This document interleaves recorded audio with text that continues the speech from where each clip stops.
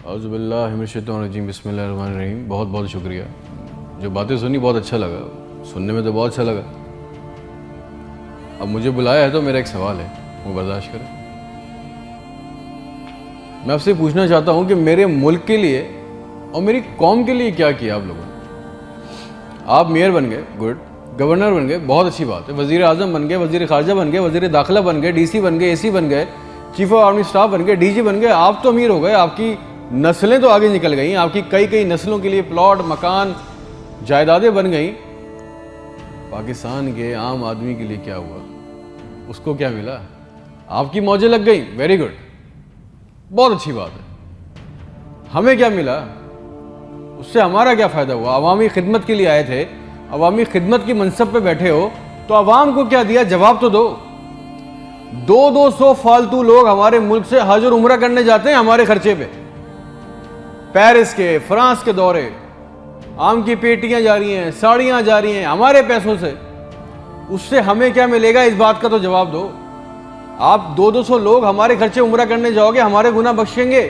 नहीं, आपके बख्शे जाएंगे, अल्लाह जानता है।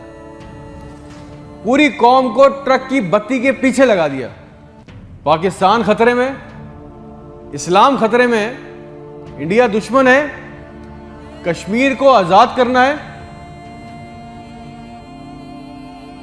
ना पाकिस्तान के लिए आज तक किसी ने कुछ किया, ना इस्लाम के लिए कुछ किया, ना घंटा इंडिया में कुछ बिगाड़ सके। मोदी अपनी तकरीरों में कह रहा है छोड़ दो पाकिस्तान को, वो अपनी मौत खुद मर रहा है। जरदारी चोर, नवाज चोर, इमरान चोर, इसका पैसा उसका पैसा, ना कोई पकड़ा गया आज तक इस मुल्क में, ना किसी का पैसा वापस आया।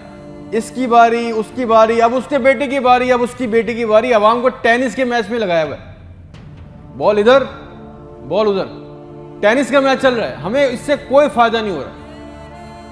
एक गरीब, मकरूज, लाचार मुल्क, खरबों रुपए का बजट, तो इतनी बड़ी बड़ी जायगेंटिक काबीना खा जाती है। करती क्या है ये? इतने इतने वजीर, इतने इतने मुशीर, इनका काम क्या है? प्रोटोकॉल, शाही खर्चे, अयाशियां। वो चांद देखने आते हैं, आपको पता है ना, खबर ली कोई, सबने देखा, वो चांद देखने आते हैं। इवेंट बनाया हुआ पाकिस्तान में चांद देखने को, वो चांद देखने आते हैं, लाखों रुपए के खाने खा जाते हैं। सारी दुनिया में आप ट्रैवल करते हो, देखिएगा कि वहां पे बोर्ड लगे होते हैं ट्रैवल बसेस के अंदर, जगह जगह के कौन सी डेट पे कौन सा इवेंट होगा। हमारे मुल्क में चांद देखना भी एक इवेंट है। कई कई दर्जन लोग आ रहे हैं जी, चांद देख रहे हैं, खाने आ रहे हैं, बड़े बड़े खाने ऑर्डर हो रहे हैं। भाई मजाक लगाया हुआ है हमारे साथ। किसी के पास एक प्लान है? जो जो हमारे ऊपर हुक्मरान अवामी मनसब पे आ रहे हैं, मुझे बताएं, किसी के पास कोई एक प्लान है अवाम के लिए, जॉब्स के लिए, ह्यूमन राइट्स के लिए? एक मास्टर प्लान बनाया आज तक इस काबीना ने? और अगर है तो मुझे लाके दें, और अगर नहीं है तो आपको कोई हक नहीं है कि आप हमारे ऊपर हुक्मरानी करें। अगर आपको हुक्मरानी करनी है तो हम सबको एक सवाल करना होगा। आज हम सबको एक सवाल पूछना होगा कि जो जो हमारे ऊपर इन मनसब पे आके बैठता है, वो हमें लिख के दें, गारंटी दें कि आइंदा कोई औरत सिंध के अस्पताल की दहलीज पर बच्चा पैदा करते हुए नहीं मरेगी।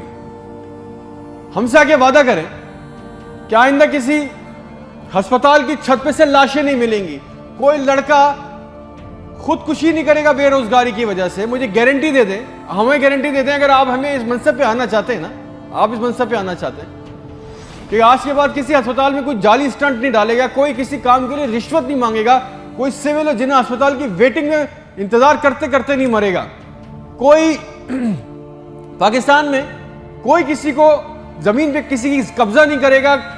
आइंदा इंसाफ के लिए कोई बार बार कोर्ट कचहरी के चक्कर नहीं लगाएगा। आप हमसे ये कमिटमेंट कर लें, लिख के दे दें, वादा कर लें।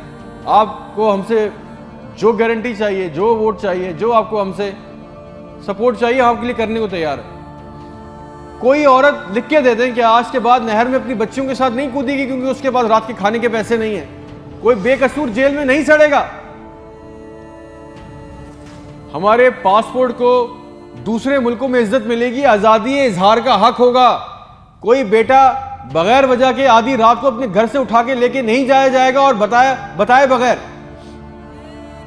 और जितना आवाम का हमारा पैसा, हमारा हक लूटा गया है, वो पैसा भी वापस आएगा, आप लेके आएंगे। तो ठीक है, आपने जो कहा बहुत अच्छा लगा। फिर जो आप चाहते हैं, जो सपोर्ट कॉपरेशन हमसे चाहिए, हम देने को तैयार हैं, अवाम देने को तैयार है। और अगर नहीं दे सकते तो फिर तो हम बोलेंगे, चाहे आप हमें बागी बोलें, गद्दार बोलें, ये हमारा बुनियादी हक है, ये छीन नहीं सकते। और करेंगे भी क्या, मार देंगे। बचा क्या है हमारे पास?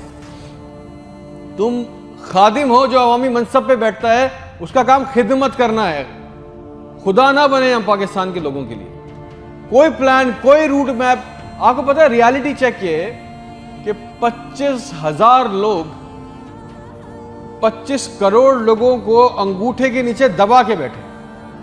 बस दिस इज अ रियलिटी।